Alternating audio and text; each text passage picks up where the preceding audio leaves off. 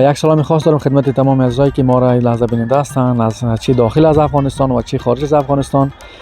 دوست عزیز، امروز بسیار براتون یک سورپرایز خاص دارم. جایی که صنایع اصلی دستی افغانستان در اینجا پیدا میشه با ارزان ترین قیمت و بسیار با خوب ترین کیفیت، اما نیچرال از افغانستان مستقیم میاد در اینجا و در خدمت وطندارا قرار داره. ببریم داخل با هم میبینیم که چه چیزا هست، دیگه چه قسم قالینا رو ما میتونیم در اینجا برای شما به نمایش بگذاریم و بریم از نزدیک میبینیم.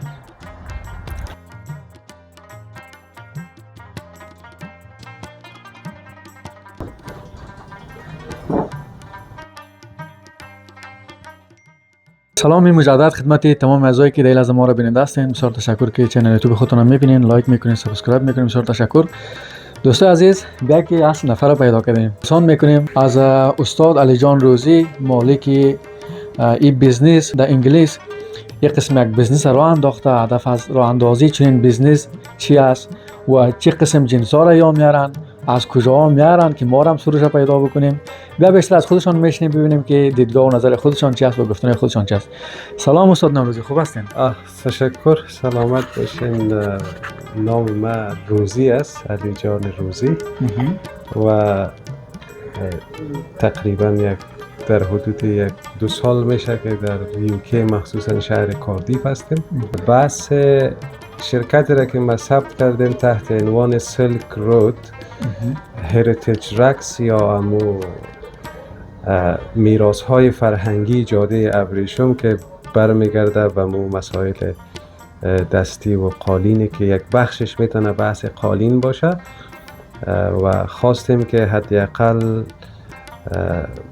محصولاتی که در داخل کشور تولید میشه، قسمی که شما در جریان هستین بنابر موضوعات اقتصادی که در جامعه ما هست، بحث قالین هم کوشش کردیم که حداقل یک بزنس برای خود ایجاد بکنیم و از طرف هم کسایی که در داخل افغانستان با این صنعت سر و کار دارن یک کمک بابا هم کرده باشیم که محصولاتی را که با تمام عشق و محبت و کارهای هنری شبانه روزی تولید میکنن در بازارهای بین المللی مخصوصا یوکی عرضه بکنیم.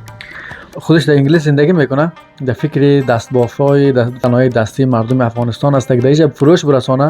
در پالوش در فکر بود فرهنگی هم هست که چه قسم فرهنگ مردم افغانستان در انگلیس زنده نگه بداره. هر کس دسترسی نداره که رفته قالین بیاره، که در تمام همشهری‌ها کسایی که علاقه‌مند قالین‌های دستباف افغانستان هستند براشون تهیه میکنه. واقعا جای تشکری جای ستوده نیست. میشه به ما شما موقعیت مشخص بزنس تان بگین که وطندارایی که شما را میبینن علاقمند قالین‌های دستباف افغانستان هستن شما را آسان‌تر پیدا کنن؟ موقعیت اصلی کار ما فعلا در شهر کاردیف پایتخت ویلز است و دوستا اگر به صورت آنلاین هم میتونن ما را دسترسی داشته باشن. هم صفحات مجازی مثل فیسبوک، یوتیوب و یک وبسایت بسیار منظم داریم. در گوگل اگر دوستا سرچ بکنن تحت عنوان سیلک رود هریتیج رکس شما میتونین در اوجا قالین های مورد نظرتان انتخاب بکنین. با تمام مشخصات قیمت وجود داره و آدرس هم در مخصوصا آیکیا در شهر کاردیف اگر یک آیکیا وجود داره، در پشت سر آیکیا در امی ساحه ما وجود داریم که ساحه مربوط گرینچ تاون میشه. شماره تماس هم وجود دارن، دوستان میتونن تماس بگیرن از طریق واتساپ یا تماس زنگ میزنن، میتونن بیاین اجناس از نزدیک ببینن، چون توسط عکس شما نمیتونین کیفیت قالین‌های دستباف به صورت درست درک بکنین، اما وقتی که میین از نزدیک میبینین جنس بیخی متفاوت است، کیفیتش بسیار متفاوت تر دیده میشه و دقیقاً من یک کار آسان تر میکنم. وبسایت استاد و آدرس دقیقش که بسیار آسان پیدا بشه و شماره تماس کلش هم در زیر نوشته میکنم براتون. کسایی که علاقمند بود بسیار بدون دردسر فقط با تماس واتساپ یا تماس تلفنی بتونن استاد پیدا بکنین و از این قالین‌های دستباف شما مستفید شین. واقعا گفته استاد که ما قالین زیاد دیدیم چون بچه سمت شمال هستیم دیگه. قالین خیلی ما که داخل در آمدم نه بیخی بوی وطن مرا گرفت. از طبیعتش، از رنگ و نگارش، از کلگیش بودن قالین در خانه بسیار یک چیزی ضروریات است که آدم بیخی این سو هوای وطن همیشه در خانه زنده نگه می‌داره. چی انگیزه شد عمیقاً که بیزنس شروع بکنی و چقدر وقت میشه شما این بیزنس شروع کردین و علل و انگیزه و چیزایی که خودت واداشت که بین این همه بیزنس بیاین این بیزنس شما جور بکنین، در حالی که این بیزنس بسیار زحمت داره. خیلی میشه از خود بشنویم علت و انگیزه و چیزی که شما را واداشت تا شما بیاین تو کار بکنین. تشکر. اگر بریم به صورت عموم بحث بکنیم که چی انگیزه ایجاد شد، من میتونم این روی 3 محور براتون بگم که محور اصلیش اساسیش اگر شما بیاین ببینیم از واقعیت نگذاریم، کوشش کردیم که یک بیس اقتصادی برای خود ایجاد بکنیم که واقعی بنانه. بحث دومش در پهلوی از که خواستیم مسائل اقتصادی یا امرار معاش برای خود بکنیم، مسائل فرهنگی از قسمی که شما در ابتدا یادآور شدیم. خواستیم یک جنسی که قابل عرضه را داشته باشه در دنیای جهان و معرف خوب افغانستان باشه که شما ببینید در آخرین نمایشگاهی که شد قالین افغانستان تقریبا جایگاه بسیار بالایی را به خود داشت گرفتن و ما خواستیم که حداقل یک جنسی را که از افغانستان وارد میکنیم اما یک حیثیت یا جایگاهی را یک جنسی باشه که معرف خوب افغانستان باشه و بتونیم که یک شناخت خوب از افغانستان، از صنعتش، از قالینش، از مسائل دستبافی.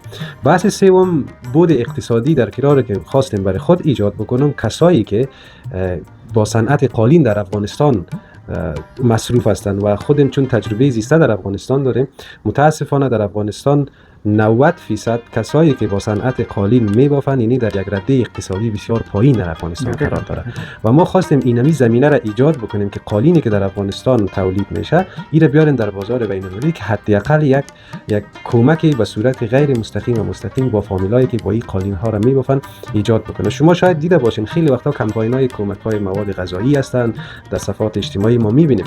درست است و یک کاری هستند که شما میتونین آنن مشکل یک انسان حل بکنین و ما کوشش کردیم که به صورت پایدار و اساسی روی اساسات اقتصاد کسایی که در این عرصه کار میکنن کار را انجام بدیم و قالینی که ما به این مفکوره هستیم که یک پای قالین اگر از افغانستان به بیرون صادر میشه ما حداقل تونستیم یک فامیل را در زندگیشان تغییر مثبت ایجاد بکنیم. دقیقاً دیگه واقعا خداوند این رقم تجارت رو روی کار بیاره که هم مردم خیر ببینه و هم کشور خیر ببینه، هم خودشان خیر ببینن. فکر بگو که امروز اگر قالین افغانستان در سطح جهان اول است، محصول زحمات دستای چنین کسایی است که اینا دایجه میکنن، یک تعداد شاید در جرمنی بکنه، شاید یک تعداد در امریکا بکنه، ولی این با واقعیت محصول زحمت های اینا هستند که زحمت میکشن زعفران افغانستان، قالین افغانستان، محصولات افغانستان بیارن خارج و بر نمایش بگذارن در جهان. واقعا جای قدردانی است. خب استاد عزیز، خوب میفهمی که نزدیک ایدم هست، در قیمت که تو برابره که دندان مردم افغانستان که در انگلیس تازه آمدن یا از پیش بودن، در قیمتی به همین لایق جیبشان میتونه برشان بگه که کدامش چقدر است، از کیفیتش، از قیمتش، که تو اونا بشنون بدون فکر کردن بیان خلاصه گفت. در رابطه با بحث قیمت ما قسمی که ما قبلا هم یادآور شدم، ما یک اصطلاحی را داریم یا یک خط مشی یا یک شعار را به خاطر بیزنس خود ایجاد کردیم که ما تنها یک مسئول برای شما نمیفروشیم، ما برای شما تاریخ، هنر و حس آرامش را برای شما میفروشیم. فرض کنید برای شما در اختیارتان قرار میدیم. این قالین ها زحمات تک تک لحظات مادر و خواهر ما در افغانستان است که ایجاد کرده. برای فامیل های افغان ما که شما یادآوری کردین، بیاین در خدمتشان هستیم. به صورت تا اندازه توان کوشش میکنیم در برشان تخفیف را مد نظر بگیریم، اما بعضا اگر احیانا کسایی که آنن نمیتونن پرداخت بکنن به صورت قسطی پرداخت میکنن. بسیار خبر خوب است مقصد دوست عزیز. به صورت قسطی که مثلا اگر یک قالین قیمتش مثلا میایه 6 متر فرض بکنین شما بگیرین، اگر یک 1200 یا 1500 پوند قیمتش میشه 3 اینستالمنت یا 3 قسط برای ما میتونه کمتر یا در این کارم برشان میدیم. اما یک بحث دیگه از شما یک باری قالین را که میخرین، ای که چقدر بود اصالت و فرهنگ کشور با خود دارین و سالها میتونین از این استفاده بکنین و این قالین هر روزی که بگذره این از نگاه ارزشی قیمت از این بالاتر شده میره. قالینای دستباف مثل یک آثار عتیقه است. شما 100 سال بعد هم اگر این قالین را داشته باشین، اگر خوردگی یا شاریدگی هم داشته باشه، قیمتش بالاتر میره نسبت به مثل یک تابلوی هنری میمونه که شما در اینجا میبینید. یک کار یک پیس یک نسخه از هنر است. شما نمیتونین که هر قدر زمان بگذره قیمتش بالاتر شده میره. هم شما آمدین در خانه‌تان یک جنس را استفاده کردین که به مو یکی حس و خاطره وطن را بر خود انتقال دادین. درست است ما جسما نیستیم در وطن، روحا وجود داریم، اما میخوایم به صورت فیزیکی هم بعضی از محصولات وطنی اگر در خانه ما باشه بسیار خوب میشه. دقیقاً واقعیت که من خودم وقتی که میرم آمدم زمانی که قالینا رو دیدم فکر کردم کوچه قالین فروشی مزار باشم. وقت رنگ بوی مثلا بوی وطنی میده، یک اسم میده، چون ما با می قالین کلان شدیم، با می دست بافی، با می رنگ، با می نقش دیگه. همیشه ایسی وطن، ایسی آرامش آدم، روح آدم ضرورت داره به چیزایی که عادت کرده. دیگه این خیلی روح آدم آرام میکنه زمانی که در خانه است، زمانی که آدم میره میبینه واقعا. دیگه شما برای ما بگین که از چند متر است بالاترین مترش کدام است؟ شما در راهرو هم دارین ندارین؟ اکثرا دوستا در راهرو کار دارن. این قالین‌ها که شما میبینید این برای راهرو است. از این باز نمونه‌های دیگه شما هستن دوستا باز میتونن مثال ببینید. این برای راهرو است. بله 80 در 2 متر نه 2 متر مثلا این قالین را بیشتر تحت نام فیلپای میگن. فیلپای مو یک نقش نگاری که در اینجا وجود داره. قالین بافا میفهمه که چی گپ است. میفهمم منتها این قالین از رنگش و کیفیتش که شما ببینید بسیار عالی است. این قالین دیگر است شما اگر ببینید این قالین به نام قالین پازریک میگن. پازریک یک تاریخی ترین قالینی که در جهان وجود داره. شما اگر سرچ بکنید که بیش از سالها در بر میگیره و یک نسخه از این پیدا شده. باشه که ما کمک کنیم دوستا که شما صحیح نشان بدیم. در کدام موزیم دنیا است منتها بسیار چی است. یعنی واقعا دستبافت خانم افغانستان است. دقیقاً دستباف است 100% پشم گوسفند. و یک نقطه را یاد رفتیم باید بگویم که از بود بسیار صحی است این قالین.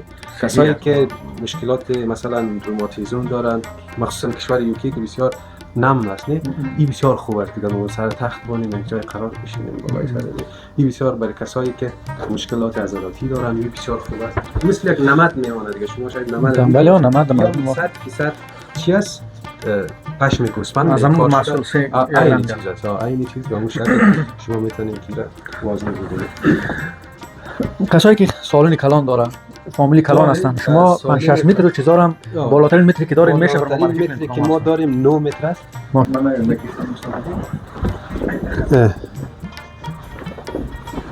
این قالین 9 متر است. 9 متر مربع دیزاین سلطانی 100% هم طبیعی.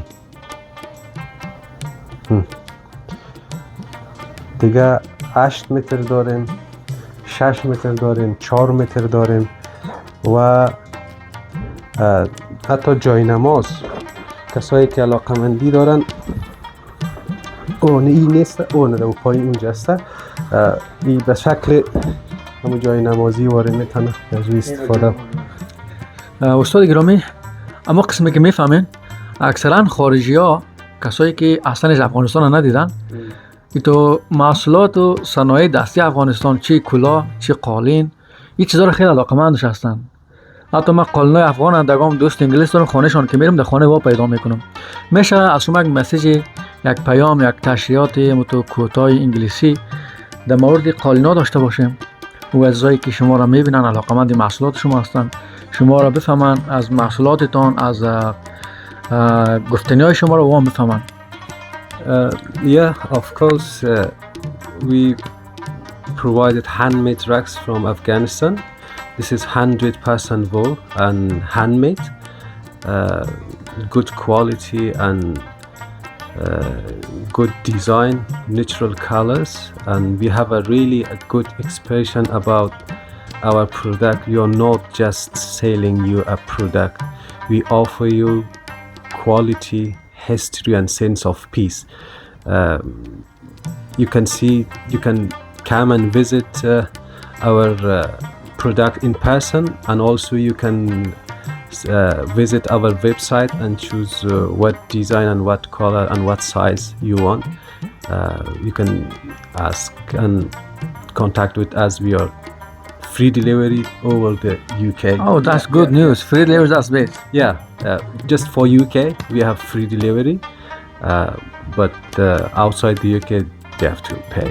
Yeah. واقعا بسیار تشکر از استاد گرامی که یک قسم یک ایدیا داره و یک قسم یک مفکوره در انگلیس داره که هم 4 جانب میخواد راضی نگه بداره. خداوند خیرشان بده. امیدوار هستم از او عزیزا و از دوستایی که ما را میبینن از افغانستان هستن مثل دیگه اقوام کسایی که بزنس میکنن، کسایی که تجارت پیشه هستن حمایت بکنیم، سپورت بکنیم، یا را همیشه پشتشان باشیم. ما اکثر جایی که زندگی میکنم اکثرا کردا زیاد است، دیگه عربای سوریه و اینجا زیاد است. یک قدر حمایت و پشتیبانی که ما بین اوها میبینم، حتی یک کوچکترین بزنسی که دارن از خیلی رای دور میان از بزنس خودشان خرید میکنه. خاطری که یک جوان کرد دوج یک بزنس واس کرده، خاطری که یک جوان عرب دوج یک بزنس واس کرده، ما امیدوار هستم افغانای عزیزم همین قسم یک احساس داشته باشن. گذشته از قوم، مذهب، ملیت، نژاد، ما اینجا هم ما افغان هستیم. ما میگه افغان، هیچ کس نمیگه پشتون، تاجیک. الحمدلله روز به روز اتحاد هم هست که ما اینجا زیاد شده رایس هم میگه احترام یک دیگر میکنه. زمانی که افغان یک بار میبینیم، بار دوم میبینیم، شاله میشه بریم چای بخو. خیلی احترام متقابل واقعا زیاد از جوان افغانستان الحمدلله روشن فکر است. و بازم ما از اطلاع گفتم میدونم افغانستان افغانای عزیز خیلی ماشاءالله خوب شده رایستن روز به روز. دیگه خیلی جای خوب است که اما قسمی که تجارت پیشه های صادق ما در فکر مردم ما در فکر ما هستن، ما هم یارا سپورت بکنیم، ما هم یارا حمایت بکنیم تا که یا در آینده بتونن صنایع دستی که دیگه در افغانستان است، چه کاری که دیگه در افغانستان است، یا بتونن در سراسر جهان و یا ما در خدمت ما قرار بدن. دیگه دوستان عزیز بسیار تشکر تا اینکه تا این لحظه با ما بودین.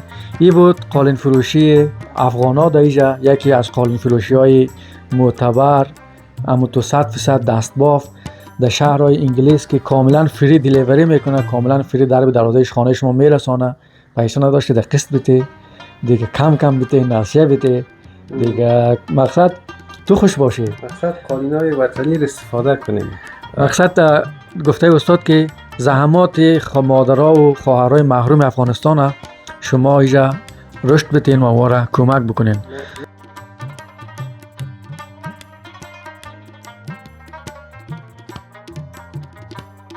سلام، خوب هستی جان؟ جور است؟ بخیر هستی؟ برای ما خودت معرفی بکو. چه وقت آمدی انگلیس؟ چطور صاحب هوا و زندگی انگلیس؟ دیگه بیاید استاد شو که هموطنا روی تراوت داده روی تا ببینه و از زندگی انگلیس در هم دیوالایی که در افغانستان داشته کم پیام بگو که پشت دیخ شدن چی میگی؟ خوش هستی نیستی؟ اول نامت بگو که بشناسن. نام ما یاد بره. نام ما رحمت الله است. رحمت الله جان. رحمت الله روزی. ما در سوقت آمدیم 5 سال پیش و گفتنی بر رفقا و اندیوالای خود دارو هر جای باشین خوش آرام باشین. ولی هم دیالایت خود تا کیجا ببینه که سر وضعیت برابر نام خدا تو تر و تازه خود دلشون پشت انگلیس هم میشه، خدا قاچاق کنه زمین دی آسمان دی خدا برسانه. اونا چی میگی؟ به اونا دیگه چیزی گفتنی ندارم دیگه، خدا مهربان است. صبر کنن. صبر کن. به نظرت افغانستان هم میتونه کوشش بکنن اگه زندگی برابر جور کنن یا نه که فقط خارج؟ چی میگه براشون؟ والا اون نظر به زحمت و کوشش خود نفر بستگی داره نه. هر جایی که یک شعر از شعر مخ شاعر هم نیست، مخ شعر یادمه باز نیمش یادمه پلا یاد نمه. زحمت مزدان گرفت جان برادر که کار کرد، بردن گنج میسر نمیشود، مزدان گرفت جان برادر. ببخش دیگه مگم شعر کنده کوتاه جایی که ذره دارم فوکس میکنم دیگه پشت خردریزاش قطعی نمیتونم دیگه. استاد پالی مابود ببخشید. دیگه دوستان عزیز بازم بسیار تشکر، جان سپاس از تمام شما عزیزا که تا این لحظه ما رو بیننده بودین. این بود بزنس افغانای عزیز که صنایع دستی خانمای افغان در اینجا به نمایش میگذارن و مورد خدمت شما قرار میتن. اما قسمی که شما راحت باشین با قسط، با دلیوری رایگان، با حسی اجناس وطن در خانه خودتون دیگه مورد خدمت شما قرار گرفته. امید است که شما هم یک قسم تجارت پیشه ها را حمایت بکنین و در پشتشان ایستاد شوین که هم مردم خانم افغانستان و هم اینا در مسیرشان پیشرفت بکنن. خدا یار و مددگارتان. بازم تشکر که ما را بیننده بودید. قربان سلامت باشید.